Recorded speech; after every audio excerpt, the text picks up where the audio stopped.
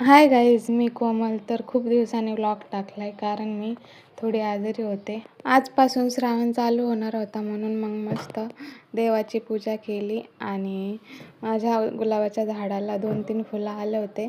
तेच फुलं मग देवाला ठेवले आणि फुलं तोडता तोडता कुंडीच खाली पडून गेली.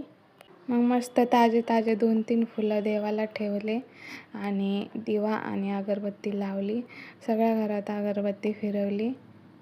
श्रावणाचा महिना हा पवित्र असतो म्हणून सुरुवात पण चांगली करायची असते. तर मग मी देवपूजेपासून सुरुवात केली. त्यानंतर मग मी पोहे बनवले होते नाश्त्याला, पोहे खाल्ले. त्यानंतर मग दुपारचं जेवण बनवायला घेतलं. तर मी बनवली होती अख्खा मसूरची भाजी. तर चला बघूया कशी बनवली. 4-5 कांदे घ्यायचे, कापून एकदम बारीक कट करून घ्यायचे आणि मग नंतर त्यात तेलात जिरे मोहरी टाकायचे, तेजपत्ता टाकायचा आणि कापलेले कांदे टाकायचे.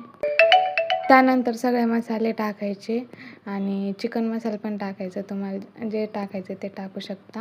आणि त्यानंतर तुम्हाला जर टोमॅटो टाकायचे असेल तर टोमॅटो टाकू शकता. माझ्याकडे नव्हते म्हणून मी नाही टाकले. त्यानंतर मग मी त्यात शिजलेली अख्खा मसूर टाकली.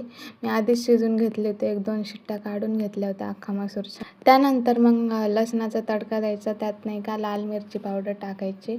खूप छान लागतं, मस्त तरी येते भाजीला. तर अशी झाली होती भाजी माझी आजची. मग मस्त बाजरीच्या भाकरीसोबत खाल्ली. तर असा होता माझा आजचा दिवस. तुम्हाला कसा वाटला कमेंट करून नक्की सांगा.